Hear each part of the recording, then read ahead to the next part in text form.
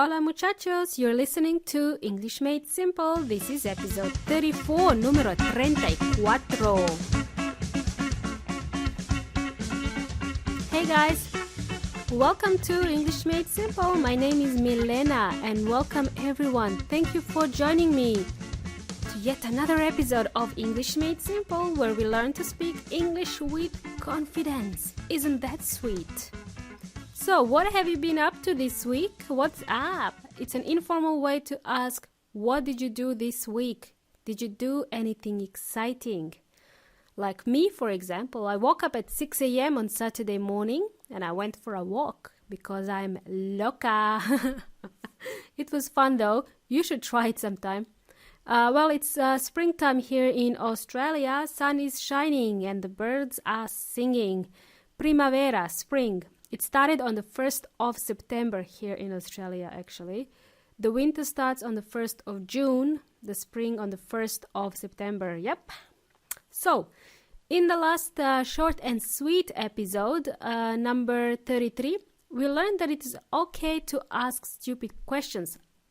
I shared a true story with you guys. It really happened. We also learned the word smartass and what it means, to give a smartass comment to someone. It just means a sarcastic comment. I forgot to mention that you should only use it with your friends or people you feel comfortable with. Don't use it in the exam, please, or at job interviews because it's slang, modismo. My friends usually call me a smartass. They tell me, oh, Milena, don't be a smartass. That's because I'm full of smartass comments. Well, weón inteligente was one of them. Anyway, and then in the episode number 32, we learned about asking questions using the auxiliary verbs to be and to do. I hope that was helpful to you guys. By the way, did you do your homework? Probably not.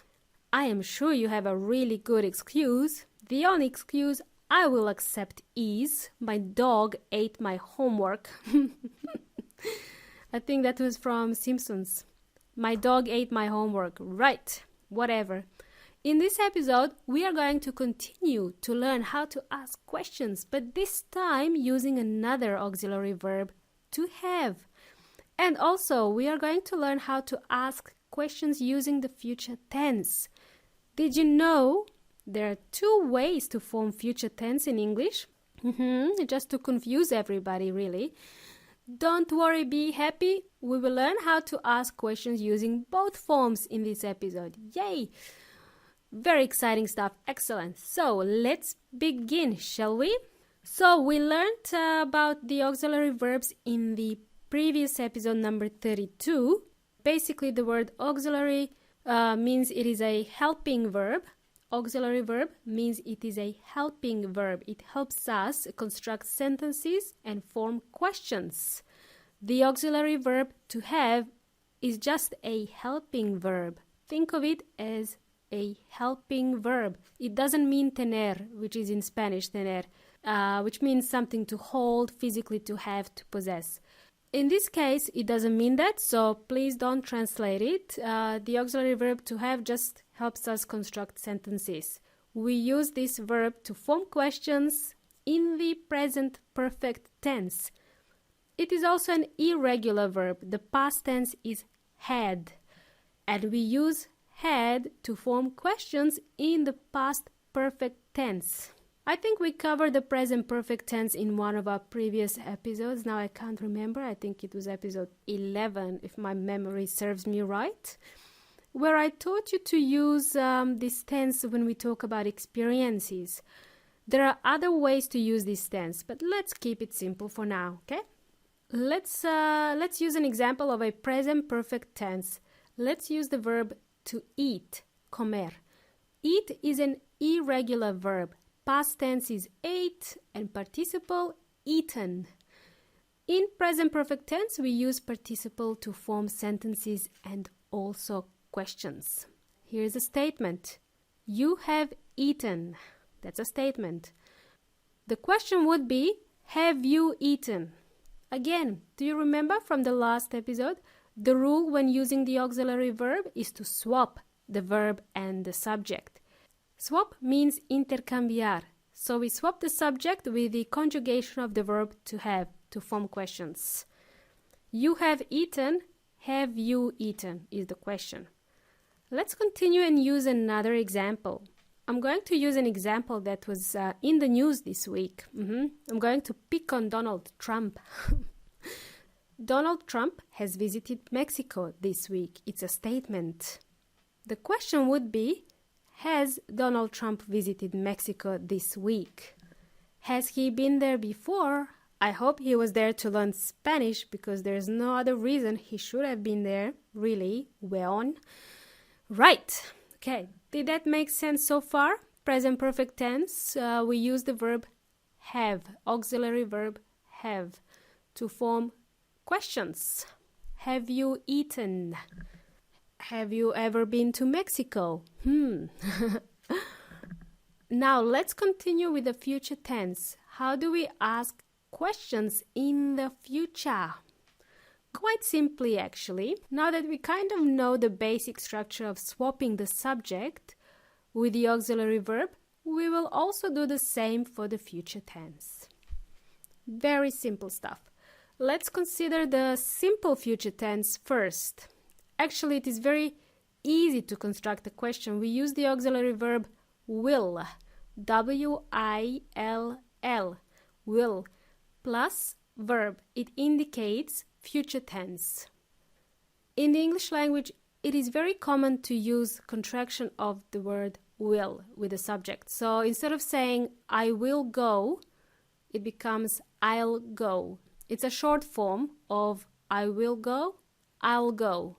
Very common to use when speaking English. We use the contraction, the short form. So you might want to practice it next time you want to use future tense. Here are some examples. I will meet him later. We can say, I'll meet him later. It will rain tomorrow. It'll rain tomorrow. It's very subtle sound, this short form of will. She will be late. She'll be late. He will help us later. He'll help us later. They will cook dinner. They'll cook dinner. Try to practice this. It's very soft L when you abbreviate the word will. Finally, how do we form questions with this will? Will I go? I will go. Will I go? Again, we are swapping the auxiliary verb with the subject. Will it rain tomorrow? It will rain tomorrow becomes will it rain tomorrow? She will dance becomes will she dance? Will they cook? They will cook. Will they cook? And what we are using the questions like where, when, who, what, we just put them in front of the auxiliary verb. So, will I go? Where will I go? Or when will I go? When will it rain? Okay, so you just put the WH type of questions, where, when, who, what. You put it before the auxiliary verb will. How are we doing so far, guys? Hope I'm making sense. Hope you're able to follow me so far. So let's continue. Awesome. So, have you heard of this, the word shall before? I want to add a little twist to the future tense. The word shall, it's another auxiliary verb.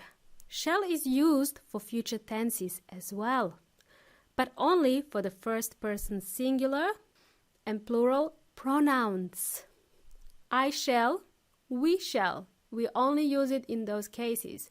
And this is according to British English language, okay? In the British English, it's very common to hear I shall, we shall, okay?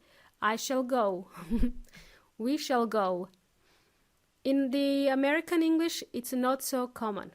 If you go back to the beginning of this episode, if you rewind to the beginning of this episode, there was a time in the beginning where I said, let's begin with this lesson, shall we? So when do we use shall or will? How do we know when to use shall or will? You may ask yourselves, well, that depends entirely on whether you prefer British English or the American English. It would be very unusual to hear Americans use shall for future tense.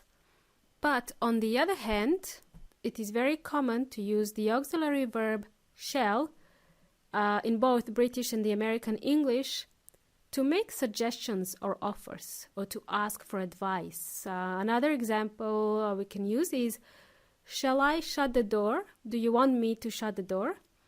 Where shall we go today? Shall we go for a drink? Shall I open the door? It's like asking for permission.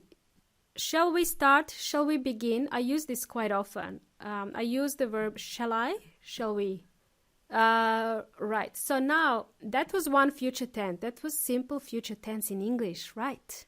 There is another way we can form future in English. The second future form, we would use the verb to be going to.